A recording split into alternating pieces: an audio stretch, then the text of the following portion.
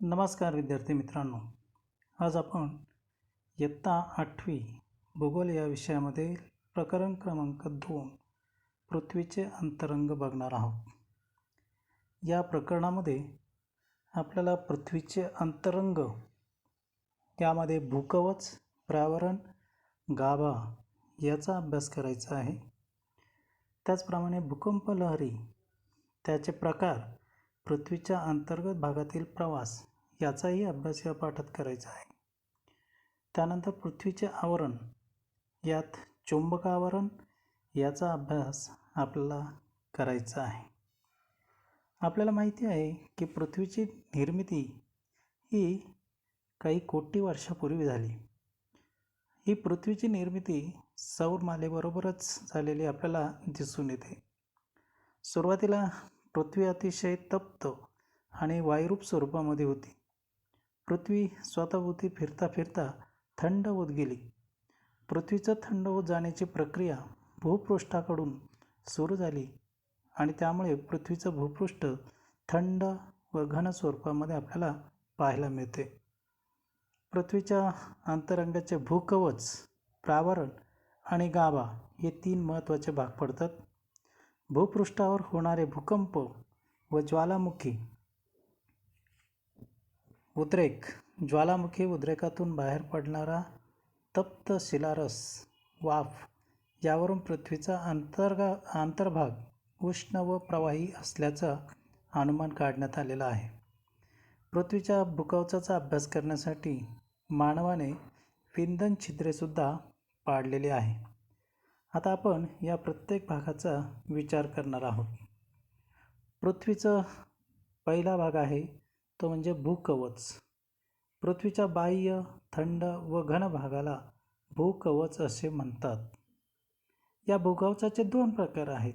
एक खंडीय कवच आणि दुसरं महासागरीय कवच. या दोन्ही कवचांची माहिती आपण या ठिकाणी पुढील प्रमाणे करू शकतो. त्याचं वर्गीकरण करू शकतो. भूकवचाची वैशिष्ट्य, ही वैशिष्ट्य जाडी, घनता आणि आढळणारी मूलद्रव्य यावर आपल्याला सांगता येतील. जाडीनुसार खंडीय कवचाची जाडी ही सुमारे 30 किलोमीटर खोल इतकी असते आणि महासागरीय कवचाची जाडी सुमारे 7 ते 10 किलोमीटर खोल असते. भूकवचाच्या वैशिष्ट्यामध्ये घनता, खंडीय कवचाची घनता आहे 2.65 ते 2.90 ग्रॅम घन सेंटीमीटर आणि महासागरीय कवचाची घनता आहे 2.90 ते 3.30 ग्रॅम घन सेंटीमीटर. त्यानंतर मूलद्रव्य, भूकवचाच्या वैशिष्ट्यामध्ये आढळणारे मूलद्रव्य, खंडीय कवचामध्ये सिलिका आणि ॲल्युमिनियम ही 2 खनिजं आपल्याला पाहायला मिळतात आणि ही सियाल या भागामध्ये आढळून येतात.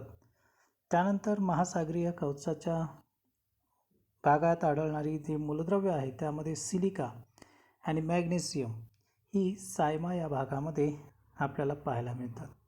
त्यानंतर पृथ्वीच्या अंतरंगाचा दुसरा प्रकार आहे तो म्हणजे प्रावरण. या प्रावरणाची वैशिष्ट्य पुढील प्रमाणे आपल्याला पाहता येतील. भूकवचाखालील थर, दुसरा आहे उच्च प्रावरण व निम्न प्रावरण असे 2 भाग या ठिकाणी पडतात. तिसरा आहे सरासरी जाडी सुमारे 2870 किलोमीटर व सरासरी घनता 4.5 ग्रॅम घन सेंटीमीटर ही प्रावरणाची आपल्याला दिसून येईल.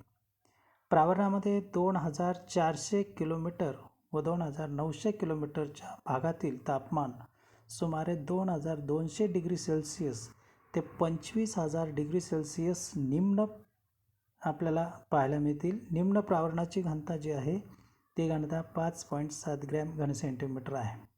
चौथा आहे उच्च प्रावरण अधिक प्रवाही स्वरूपामध्ये आपल्याला पाहायला मिळतं. येथे मोठ्या प्रमाणामध्ये दगड वितळून शिलारसाची निर्मिती होते.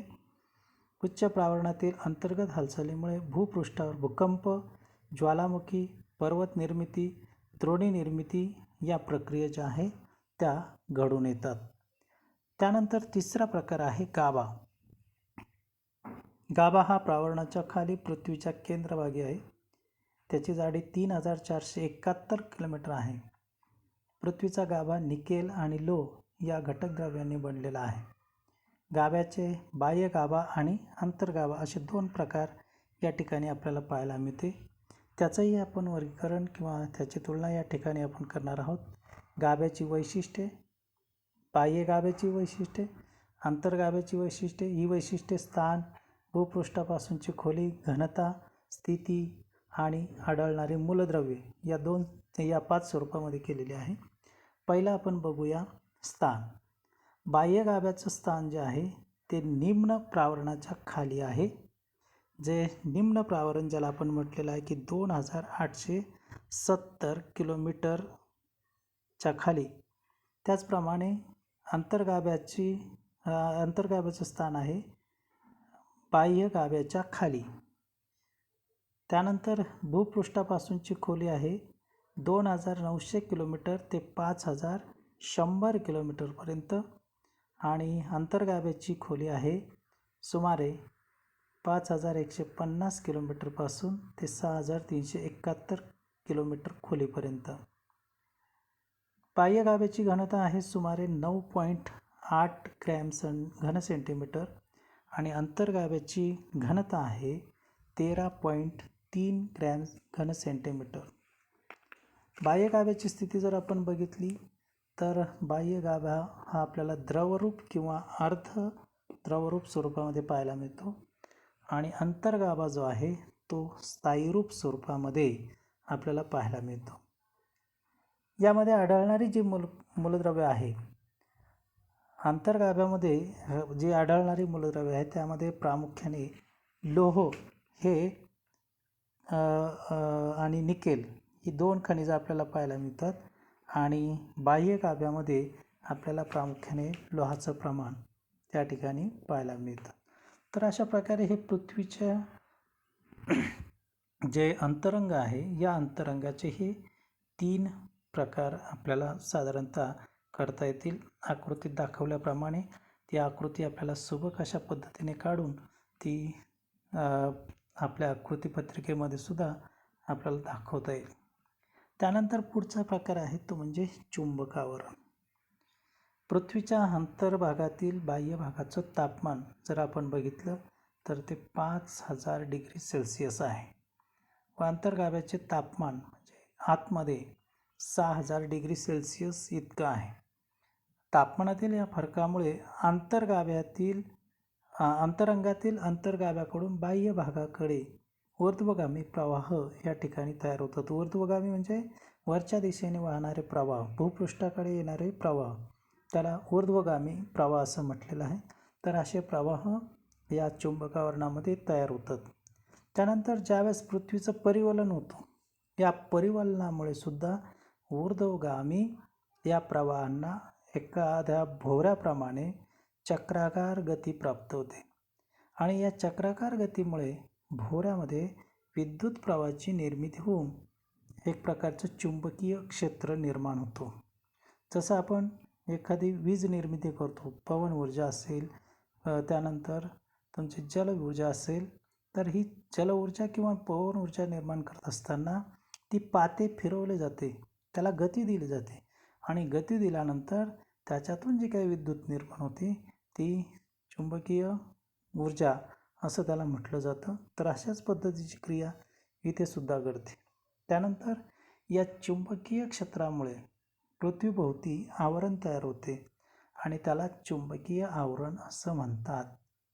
चुंबकीय आवरणामुळे पृथ्वीचे सूर्याभोवती येणारे जे काही सौरवात आहे त्यापासून संरक्षण होतं. म्हणजे बऱ्याच वेळा आपण बघतो की बघा, एखादं यान आपल्याला जर पृथ्वीच्या बाहेर पाठवायचं असेल तर हे चुंबकीय आवरण जे आहे, म्हणजे पृथ्वीपासून भूपृष्ठापासून तर अवकाशात जिथपर्यंत चुंबकीय आवरण आहे त्याच्या पुढे यान पाठवण्यासाठी आपल्याला अग्निबाणाचा वापर करावा लागतो. किंवा बऱ्याच वेळा आपण बघतो की आकाशामध्ये एखादा जड वस्तू फेकली तर ती पुन्हा पृथ्वीकडे आकर्षित होते. म्हणजे पृथ्वीच्या पोटी चुंबकीय आवरण आहे आणि त्या चुंबकीय आवरणामुळेच या ठिकाणी सूर्यावर होणारी जी काही असंख्य वादळं आहेत ती वादळं पृथ्वीपर्यंत येऊ शकत नाही, कारण ही चुंबकीय शक्ती त्याला अटकाव करू शकते.